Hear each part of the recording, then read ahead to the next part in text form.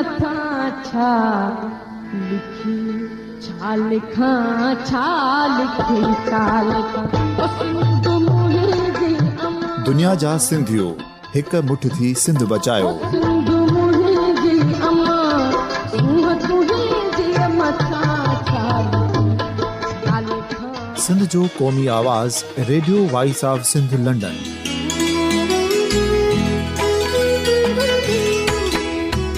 Radio voice of Sindh London पंहिंजी नशरियात में सिंध जी सियासत, समाज, इक़्तिसादियात, तारीख़, क़ौमी उमंगुनि ऐं अख़लाक़ियात मुतलिक़ सिंध जी हक़ीक़ी तर्जुमानी कंदे प्रोग्रामनि खे असराइतो बणाइण लाइ सिंध जे घण घुरनि ऐं धरतीअ सां प्यार कंदड़ अदीबनि, दानिशवरनि, सहाफ़ियुनि, उस्तादनि, वकीलनि ऐं हर तबिके जे मानवारनि सॼणनि खे सिंध में शऊरी इनक़लाब लाइ सहकार जो सॾु ॾियूं था। अचो त गॾिजी सूफ़ियुनि ऐं संतनि वारी सिंध जो ओज हिक मुठ थी वरी वापसि आणण वारे सफ़र जा साथारी बणिजऊं।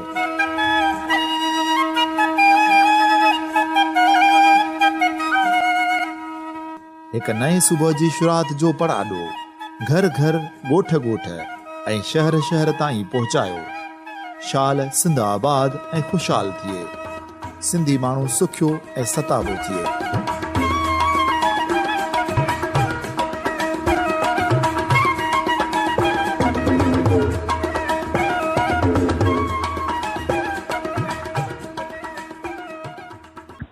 मुझे सामीन radio voice of Sindh London तां अवां सभिनी खे भलीकार सर्वे चोॾे सां गॾु आऊं आहियां अवां जो पंहिंजो अली नवाज़ आरी सर।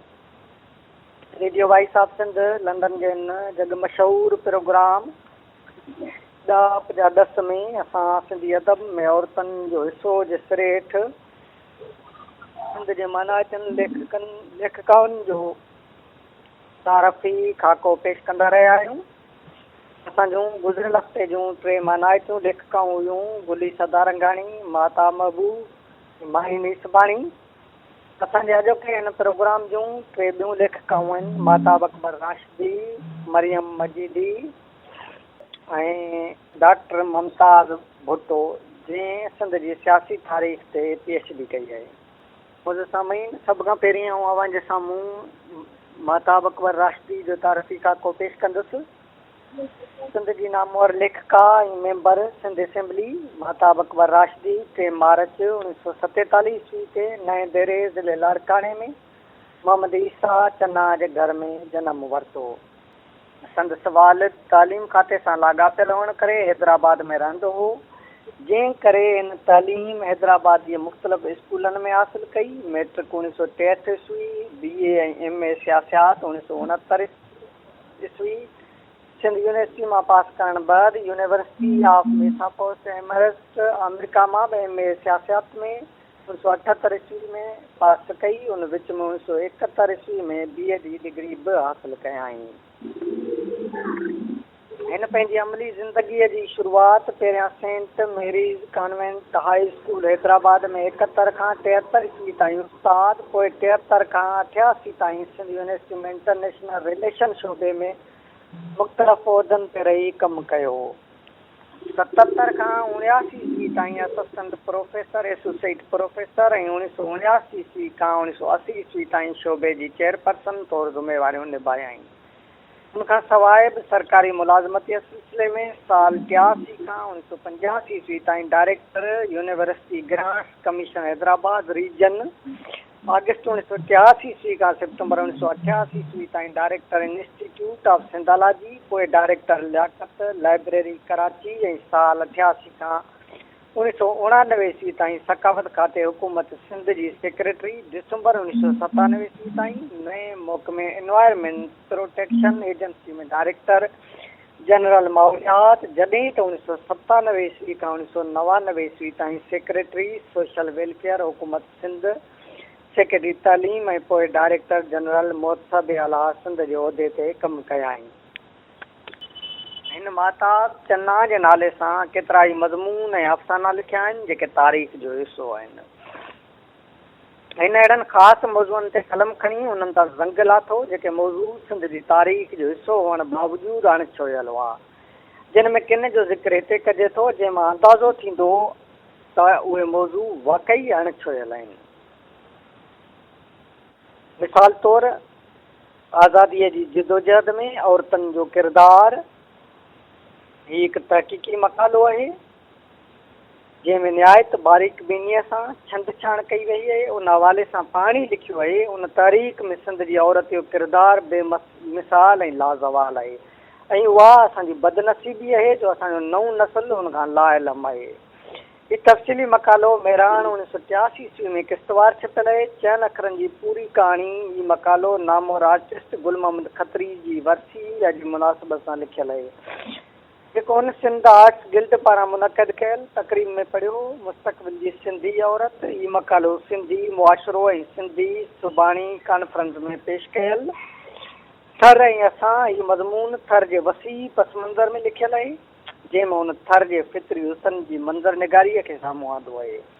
हाणे लिखे थी त थर सिंधालाजीअ जो थोराइतो न आहे, पर सिंधालाजी थर जी थोराइती आहे ऐं थर उहो इलाइक़ो आहे जंहिं न रुॻो सिंधी अदब ऐं शाइरीअ खे अमीर बनायो आहे, पर असां सभिनी खे असांजी सक़ाफ़त खे अमीर बनायो आहे। अहिड़ीअ तरह हिन उर्दूअ में सिंध जे हवाले सां शाहकार मज़मून लिखिया आहिनि जिन में मुल्क तक़सीम हो सकते हैं, ज़मीन तक़सीम नहीं हुआ करती हिकु किताब जो जाइज़ो आहे। सिंध की समाजी हालात ही मज़मून उर्दूअ में लिखियल आहे जेको सिंध जे समाजी हालतुनि जी भरपूर अकासी कंदड़ आहे ऐं हिन में सिंध जी औरत जे समाजी हालतुनि ते वधीक लिखियो वियो आहे। अदरक की सनत हीउ मज़मून बि उर्दूअ में सिंध जी सक़ाफ़ती हिसूं अदरक ते लिखियल आहे जंहिंमें अदरक जी सनत जे ख़तमु थींदड़ पासनि ते बारीक बीनीअ सां नज़र विझण सां गॾु सिंध में अदरक जी अहमियत ते बि रोशनी विधी वई आहे।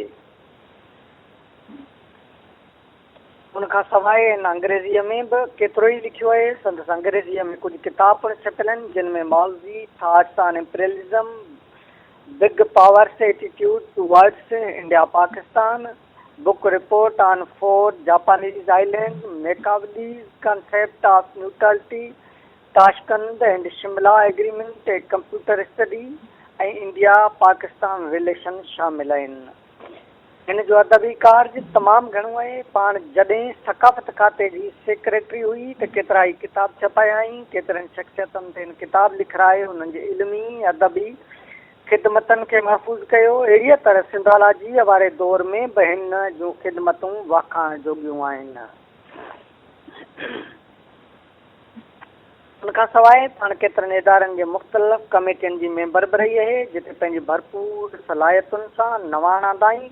हिन ॾिस में इंटरनेशनल रिलेशन बोर्ड 1980 ईस्वी, Africa north American study centre, कायदे आज़म यूनिवर्सिटी 1981 ईस्वी, एडिटोरियल बोर्ड सिंधी अदब, तालीम वज़ारत, women and education committee, advisory committee, Allama Iqbal open university, national book council, board of governors national college Lahore, family planning association of Pakistan Larkana, historical society member syndicate Mehran engineering university, मनसूबाबंदी ऐं माली committee Mehran university ऐं member syndicate INED engineering university, chairman Sindh art welfare council ऐं सदर सिगा ख़वातीन शाख सिंध इदारा क़ाबिल ज़िक्र आहिनि। माताब फन जे शोबे सां बि घणो अर्सो लॻापियल रही आहे।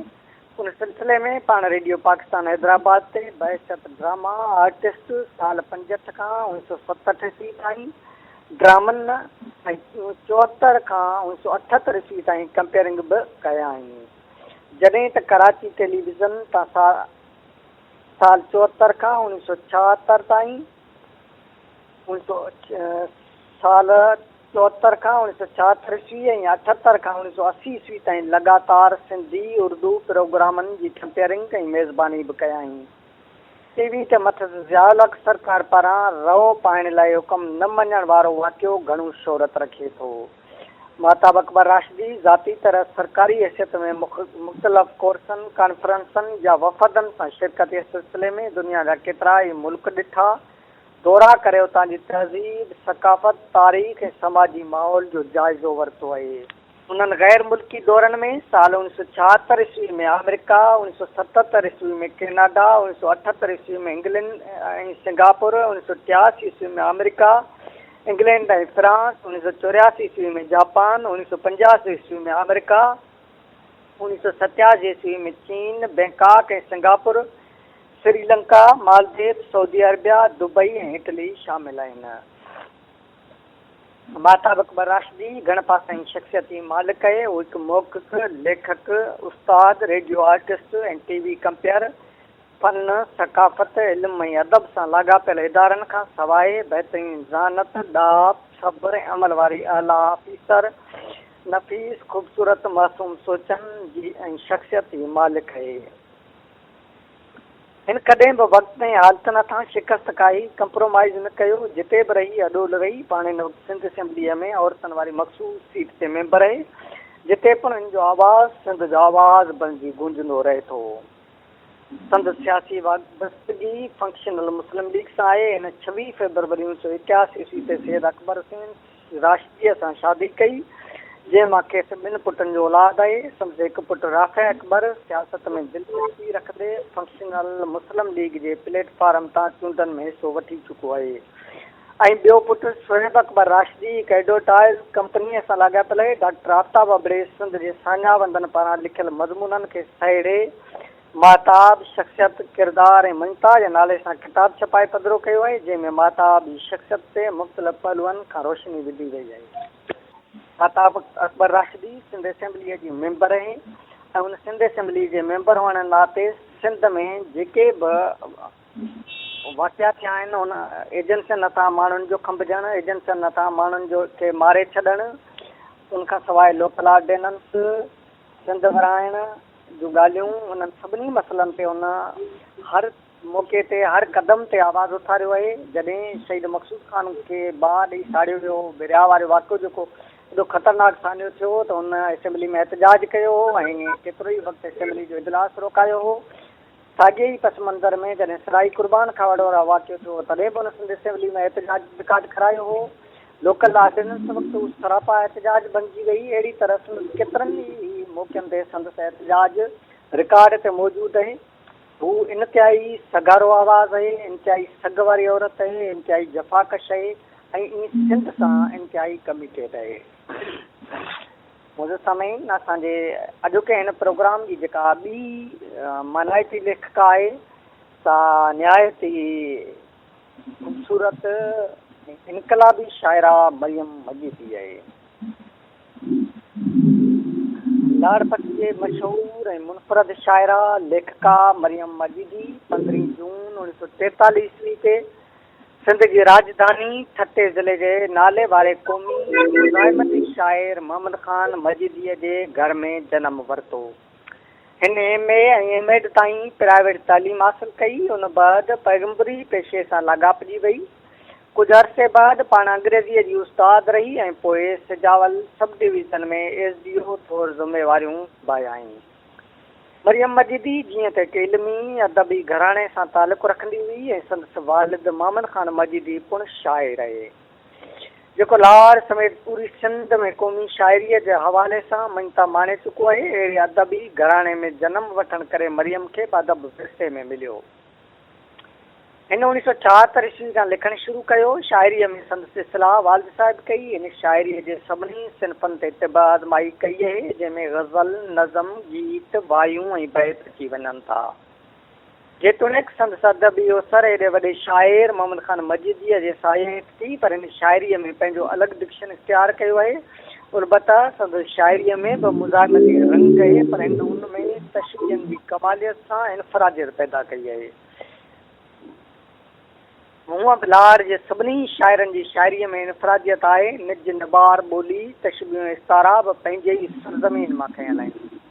दुनिया जो उहो मञियल उसूल आहे त जेको शाइर पंहिंजी ॿोलीअ खे छॾे ॿियनि ॿोलियुनि में तख़लीक़ सिरजे थो त हुन तख़लीक़ में को बि सुनहरी रंग नथो पैदा थिए। पर जे पंहिंजी ॿोली तोड़े पंहिंजे खिते जी ॿोलीअ मां तशबीहूं ऐं इस्तारा कतब आंदा वञनि था, उहा शाइरी अज़मतनि जा मेराज माणे थी वठे। मरियम जी शाइरीअ में लाज मिटीअ जी महक सुगदासी चांवरनि जी ख़ुशबू सां गॾु समुंड जी गहराई पुण पसी सघिजे थी।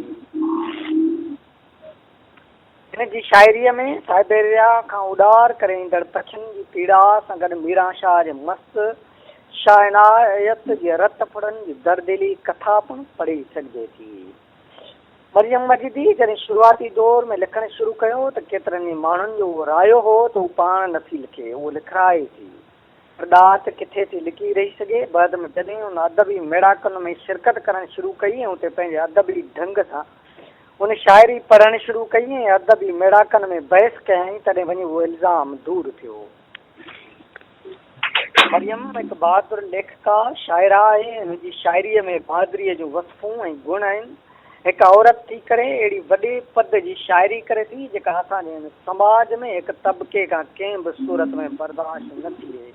उहा ई शाइर जे मन जी सचाई आहे जो हू जीअं महसूसु करे ईअं ई पंहिंजे पढ़ंदड़ ताईं ईमानदारीअ सां पहुचाए। संदसि शाइरीअ जी मद मां कुझु सुर्खियूं असीं बि भरे ॾिसूं। नीअ नबूअत पंहिंजो जणको प्यार अथो पैगंबर लोको सिक असां वटि सुलह हदीबा जा असां लाइ हक़ जो होको कुर्ब क़ुरानी आयत आहे सा में सांभियो मोर न भटकियो इंसानियत ईमान असांजो कलमूं पंहिंजो सच कॾो को रूह अलस्ती पाण सुञाणण जन्नत दोज़ख सखणो दोखो रूह अलस्ती पाण सुञाणण जन्नत दोज़ख सखणो दड़को सजदो सिंधई दीन बिटाई मन थो मञे अज़लऊं जेको जागर ताजूं जोतूं जरकन जर में जागे थो बरको को जर में जागे थो बरको को। वरी मजिदीअ जे हिन शहर मां मोहबत जूं सुर्खियूं भरण खां पोइ केरु उहो सोचे सघे थो त शाइर जे तख़यल में का मुफ़ाहिमत शामिल आहे। मुंहिंजी ॻाल्हि जी ताईद नामो शाइर ग़ुलाम असर रंगरेज़ हिन रीति कई आहे। हिकु शाइर जी हैसियत में मरियम जी जुरत इज़हार जो एतिराफ़ न करणु कबीरो गुनाह थींदो। जंहिं सिंधी समाज जो असां हिसो आहियूं उन में हिकु शाइरा वटि एॾी जुरत वॾी ॻाल्हि आहे। हूअं बि हिकु तख़लीकार वटि इज़हार जी जुरत वॾी वित आहे।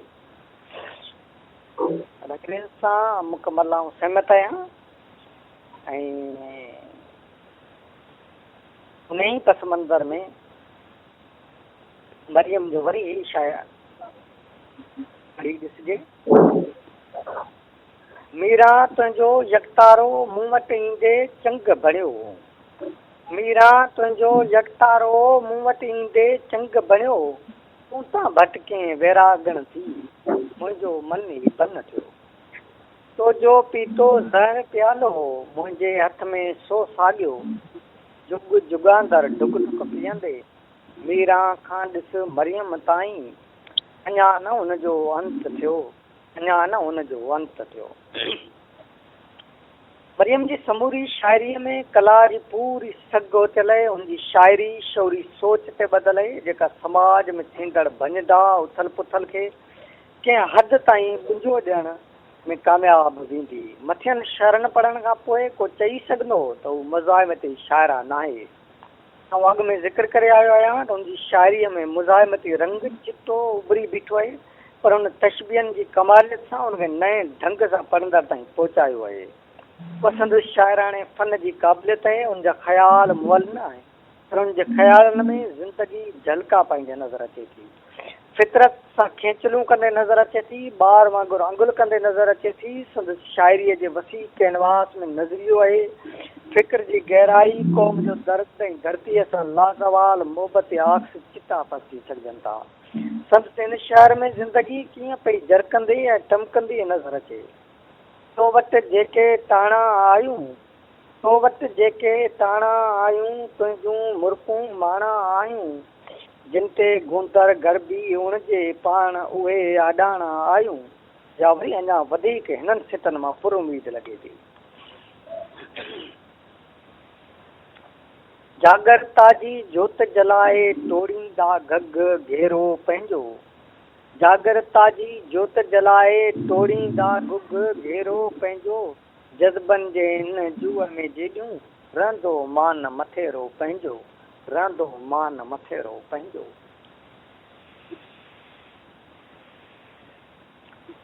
असांजे इन शाइरा वटि रुॻो ख़्याल ई ख़्याल आहिनि। मोर जे परनि जहिड़ा ख़ूबसूरत मन मोहींदड़ ज़िंदगीअ जे रंगनि सां भरपूर, मुर्कनि ऐं टहकनि सां मसरूर, तारनि जीअं जगमगाईंदड़ मोहबतनि जे मेराजुनि में कंध निवाए सजदा कराईंदड़, कुंवारे जोबनि जे समूरनि हिजाबनि ऐं बार जहिड़नि अंगड़ाइनि सां सरज़द ख़्याल सम्झ हिन वाईअ मां बि असांजे ज़हन खे तस्कीन पहुचाए सघनि था। रहणी नाहे राति, रहणी नाहे राति, तारनि जी आ तड़प अजाई, सांझी जा सभु ख्वाब भुरी पिया, साबियां थी पिर बात, तारनि जी आ तड़प अजाई। दिलि जे ॿूटल दर खां ॿाहिरि सचजी कहिड़ी लात, तारनि जी आ तड़प अजाई। चांडोकीअ जो दर्द न्यारो ऊंद खाए मात, तारनि जी आ तड़प अजाई।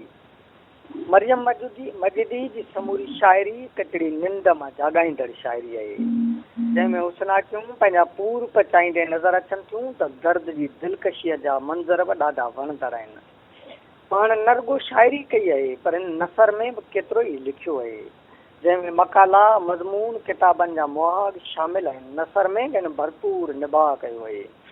संदसि नसर में रंगीनी पैदा करण लाइ वरी बि लार सां लहंदड़ उहा ॿोली कमाई आहे, जंहिंमें माण्हूअ जा टहक बि जलतरंग जहिड़ा मौसीक़ियत पैदा कंदड़ हूंदा आहिनि। संदसि शाइरीअ जो पहिरियों मजमूओ सरूम दुखम दुखम जे नाले सां छपियो ऐं संदसि शाइरीअ जो ॿियो मजमूओ निराना ऐं नेह नाले सां ताज़ो सचाइती शादगर दड़े पारां छपियो। संदसि केतिरी शाइरी मुख़्तलिफ़ अख़बारनि रिसालनि जी ज़ीनत बणिजंदी रहे थी। हिन केतिरनि अख़बारनि रिसालनि खे अदबी इंटरव्यू ॾिना आहिनि, जेके पिणु अदबी कार्ज रखंदड़ आहिनि।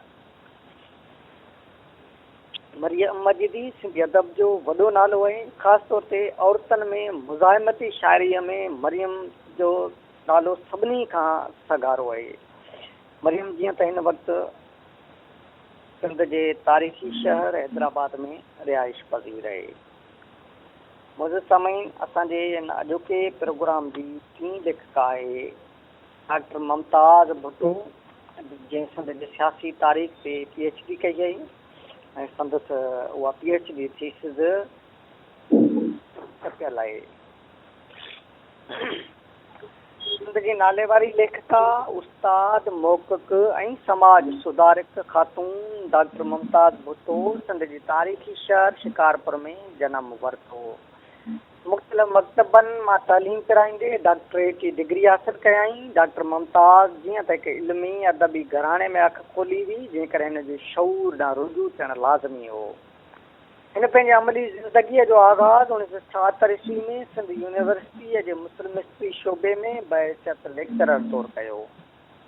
उन दौरान हिन PhD डिग्री हासिल करण लाइ पंहिंजे पाण खे रजिस्टर करायो ऐं 1992 ईस्वी में सिंध जी सियासी तारीख़ 1843 ईस्वी खां 1947 ईस्वी ते मकालो लिखी डॉक्टरेट जी डिग्री हासिल कयाई। डॉक्टर साहिबा अंग्रेज़नि जे दौर जी पूरी तारीख़ खे निहायत ई बारीक बीनीअ सां छाणे पेश कयो आहे, जंहिंमें हुन अंग्रेज़नि जे दौर जो पूरो तथ्य साम्हूं आंदो आहे। उन सां गॾु हिन सिंधू सभ्यता बाबति पंहिंजा वीचार वंडिया आहिनि त सिंध जे सियासी पार्टियुनि जो जाइज़ो पेश कयो आहे।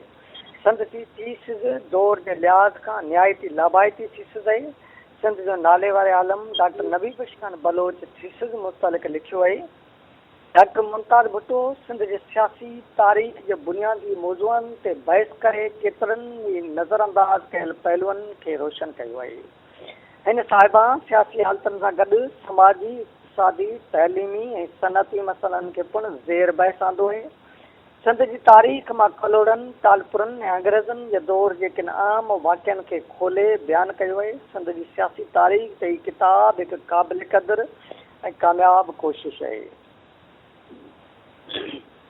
डॉक्टर बलोच जी इहा राय वज़नदार आहे, छाकाणि जो ही जेका PhD थीसिस आहे जॾहिं किताबी सूरत में बि अची चुकी आहे ऐं हिन जो जाइज़ो वठण खां पोइ आऊं पुन हिन नतीजे ते पहुतो आहियां त ही सिंध जे सियासी तारीख़ ते डॉक्टरेट जे लिहाज़ खां ऐं तहक़ीक़ी लिहाज़ खां हिकिड़ो इब्तिदाई कमु आहे ऐं निहायती सुठो कमु थियल आहे।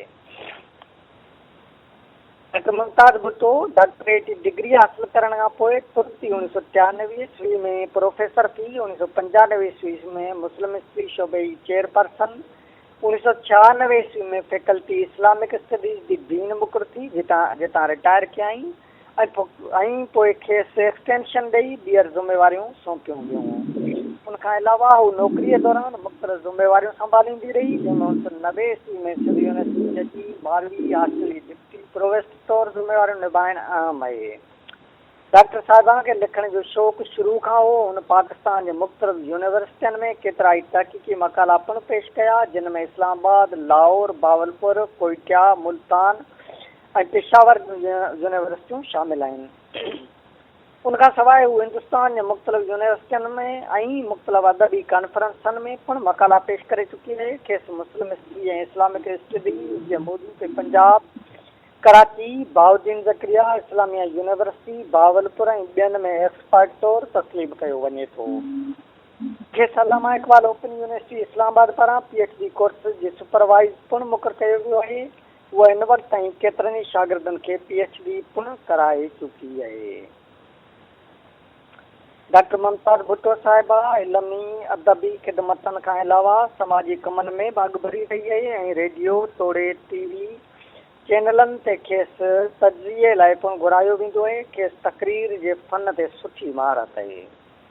2002 ईस्वी में संदसि कोशिशनि सां मुनक़िद कयल फर्स्ट नेशनल कॉन्फ्रेंस तमामु घणी मक़बूलियत माणी। संदसि नाले वारी लेखिका डॉक्टर तनवीर जुनेजो संदसि इल्मी ऐं अमली ख़िदमतनि जो इज़हार हिन रीति कयो आहे।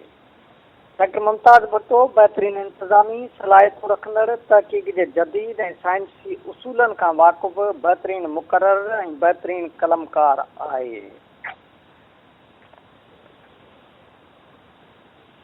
तनवीर जुनेजे जी राय निहायती अहम आहे। वाकई डॉक्टर साहिबा जे लिखड़नि खे पढ़ी महसूसु थिए थो त हू आम रवाजी ॻाल्हि कंदड़ कलमकार हरगिज़ न आहे, पर हू पूरे शऊर सां ऐं पूरी तहक़ीक़ सां पोइ ई नतीजो कढण वारी लेखिका आहे। हिन जा जेतिरा बि तहक़ीक़ी मक़ाला साम्हूं आया आहिनि, उन्हनि में न ॼाण केतिरनि पासनि खां छिंदछाण थियल आहे ऐं केतिरनि नवनि मौज़ूअनि खे पिणु साम्हूं आंदो अथई। आउं सम्झां थो त तहक़ीक़ जे लिहाज़ खां इहो ई बहितरीन अमल आहे जो सवाल उथारण सां गॾु रस्तो बि ॾेखारियो वञे ऐं नवां मौज़ू तहक़ीक़ जे लाइ साम्हूं आंदा वञनि। संदसि किताब सिंध जी सियासी तारीख़ पढ़ण खां पोइ ईअं पियो महसूसु थिए ॼण सिंध जी पूरी तारीख़ सां इंसाफ़ करण लाइ कलम खणिजे, अंग्रेज़नि जे दौर खां पहिरीं ऐं पोइ जो मुकमल जाइज़ो पेश कजे, छाकाणि जो सिंध जी सियासी तारीख़ जो वास्तो रुॻो अंग्रेज़ दौर ताईं महदूद त नथो करे सघिजे।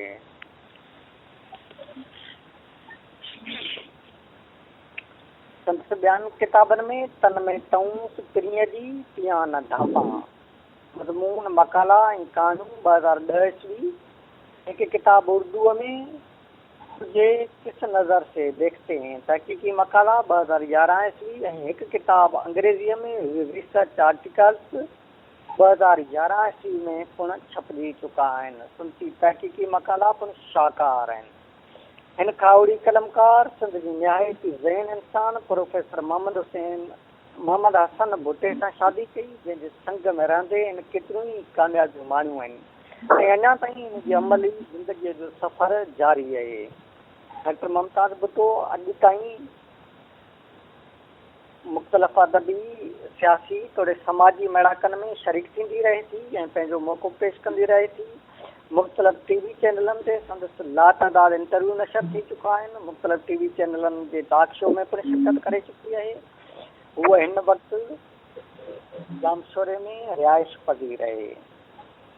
मौजूद सामीन, radio voice of Sindh London सां अॼु असां अवां जे साम्हूं पेश कयो माताब अकबर राशिदी, मरियम मजीदी ऐं डॉक्टर मुमताज़ भुट्टो जो तारीफ़ी ख़ाको। टेई सिंध जा निहायती वॾा नाला आहिनि ऐं टिनी खे पंहिंजे पर में वॾी मञता मिली आहे, न रुॻो सिंध में पर सिंध ॿियनि केतिरनि ई मुल्कनि में इन्हनि टिनी खे मञता मिली आहे। माता अकबर राशिदी ऐं डॉक्टर मुमताज़ भुट्टो जेतोणीक मुख़्तलिफ़ मुल्कनि जा दौरा पिण करे आयूं आहिनि ऐं मरियम मजिदी मुमकिन आहे त न वञी सघी हुजे, उनजे बावजूदि पोइ मरियम मजिदी खे जिते जिते बि दुनिया में जिते जिते बि सिंध जा माण्हू रहनि था, सिंधी आबादियूं सिंधी वसंदियूं आहिनि, उते मरियम मजिदी खे बि हर को सुञाणे थो। ऐं असांजी दुआ आहे त सिंधी अदब जूं टेई माना हितां लेखकाऊं अञा बि सलामत रहनि ऐं असांखे सिंध खे सिंधी अदब खे वधि खां वधि ॾींदियूं रहनि। मुंहिंजो सामाईन रेडियो वॉइस ऑफ सिंध तव्हां जे अॼोके हिन प्रोग्राम में हाणे अवां पंहिंजे मेज़बान अली नवाज़ आरिफ़ सर खे ॾींदा इजाज़त। सिंध सलामत, साथ सलामत। अवां जी समातुनि ताईं radio voice of Sindh London